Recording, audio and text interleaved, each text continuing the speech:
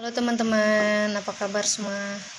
Jadi hari ini aku mau sharing tentang ada kejadian sekitar hari Jumat kemarin, hari Jumat tanggal 26 Agustus ini. Kejadiannya itu malam jam setengah 12 malam. Jadi aku mau cerita kronologinya dulu nih. Nah, sebelum kejadian di tanggal 26 ini terjadi, jadi aku ada seminggu yang sebelumnya aku ada pesan kemiri dari luar kota karena aku ada usaha buat minyak kemiri asli.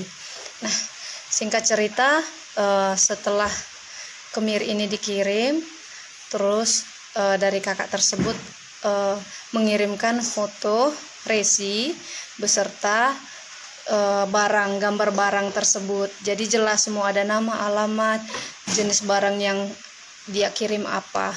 Nah, singkat ceritanya, nyampailah barang tersebut di Jambi tanggal 25 pagi.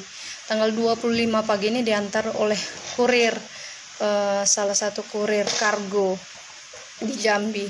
Jadi itu kalau nggak salah jam-jam 10 pagi dia antar barangnya tersebut.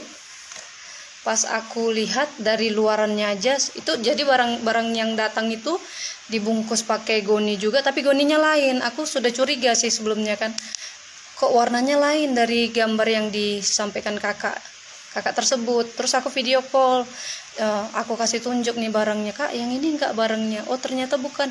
Kakak itu bilang jangan diambil dek, bukan itu barangnya. Nah itu saya memang masih berpikir positif sama kurirnya kan. Terus itu saya bilang, saya nggak berani terima barang ini pak, ini bukan barang saya. Kalau nggak percaya coba dibuka aja goninya. Terus itu kan dibukalah sama kurirnya tersebut, dia saksikan. Terus juga ada saksi tentara di dekat rumah, dia lihat juga barang tersebut. Ternyata isinya koper tas gitu, sekitar berat 8 kilo. Nah pas diintip dari atas kan, karena kopernya itu ditaruh gembok, tapi karena ada resletingnya itu bisa dilihat sedikit. Oh ternyata katanya itu baju hitam. Saya sama sekali nggak berani lihat. Terus itu udah saya paksa nih sama kurirnya, tolong dibawa pak. Nah saat itu suami lagi pergi, jadi nggak tahu ada barang datang kalau itu salah. Saya udah paksa, biarin aja kak, nanti diambil lagi katanya gitu. Pas suami balik sore, dia lihat barang tersebut. Terus dia telepon lagi nih kurirnya, kenapa nggak diambil lagi pak barangnya? Dia bilang besok pagi aja saya jemput. Nah gitu kan. Setelah itu besok paginya dia datang tanggal 26 pagi, jam-jam kisaran jam 9 jam 10 dia datang. Dia antar juga kemiri saya yang asli satu goni, beratnya 25 kilo. Terus dia bawa balik lah itu tas koper kain itu.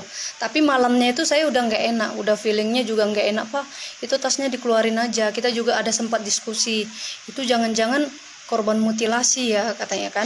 Tapi pas saya deketin kok nggak ada aroma kan gitu kan. Rupanya tercetus juga suami, jangan-jangan itu narkoba. Tapi kan karena tadi pikiran kita itu cuman ya nggak kepikiran apa ya, maksudnya masa iya, tapi cuman tercetuk seperti itu gitu. Cuman kita nggak sampai melaporkan atau seperti apa gitu kan, karena juga sudah besok paginya diantar barangnya. Puji Tuhan udah sampai bukan minyak kemirinya 25 kilo, dan tas tersebut juga dibawa sama kurir tersebut. Malamnya jam setengah 12, pas kita udah mau tidur, mau berdoa, tiba-tiba ada yang gedor dengan suara yang sangat kuat, dengan cara yang sangat kasar. Terus itu diintip suami dari jendela. Dia pikir orang mabuk kan, sampai diambil senjata, parang panjang, dia ambil parang panjang. Terus itu dia lihat udah rame, ternyata di luar rame. Terus itu dia gedor-gedor dengan cara yang sangat kasar. Terus itu sampai cakap-cakap yang kotor gitulah.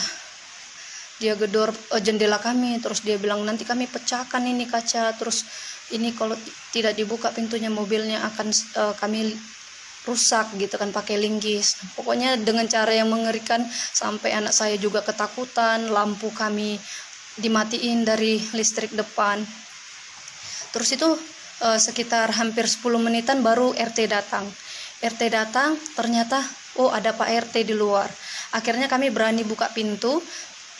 Tapi kami nggak berani buka teralis, hanya pintu depan aja. Tapi sebelumnya kita udah telepon keluarga. Kita pikir kan orang jahat ya. Terus kita udah telepon keluarga. Nah, keluarga itu udah pada di jalan. Pas kami udah buka pintu kayu, mereka langsung bilang gini, "Bapak narkoba," katanya gitu. Kami kaget sekali. Kami kaget, narkoba apa kan gitu kan? Iya, buka dulu ini pintunya. Kamu ini nggak sopan. Kamu orang Batak kan? Saya juga orang Batak. Dia bilang seperti itu. Kan dengan cara yang sangat kasar itu kita nggak terima. Akhirnya datanglah keluarga yang sudah kita telepon ini. Udah saya itu mantan polisi. Jadi dulu dia pernah bertugas di Aceh sebelumnya kan. Dia datang terus baru kami berani buka teralis. Akhirnya dia jelaskan, "Bapak ini narkoba." Dia bilang seperti itu. Terkaget kami semua, terkaget. Dia minta paksa HP suami saya. Dia bilang barang bukti sudah dihapus. Dia bilang seperti itu kan. Akhirnya polisi-polisi tersebut dinasihati sama udak saya. Dan tiba-tiba saya teringat, narkoba apa mereka cari paket yang tadi pagi gitu. Saya terpikir seperti itu kan, karena saya udah foto juga barang tersebut. Terus itu saya kirim ke kakak yang pengirim ke Miri kan, saya tunjukin, "Kalian cari barang ini kan," saya bilang gitu kan. Terus itu saya kasih tahu, ini barangnya sudah diambil sama kurir Indah Kargo. Nah, seketika muka polisi tersebut ini berubah kayak gitu. Oh, ternyata barangnya sudah nggak di sini. Nah, dapat cerita dari tetangga, ternyata ada kurang tahu juga satu atau berapa polisi ya, mereka sudah intai dari jam 2 sorenya sebelumnya. Mereka pura-pura nyamar, jadi ya kayak misalnya mereka bilang mau bikin TV kabel ada di sebelah sana gitu. Pas ditanya-tanya yang mana alamatnya nggak tahu, tapi mereka bilang ya mereka itu ngaku-ngaku seperti itu. Makanya pas mereka datang ke rumah, udah saya bilang mana surat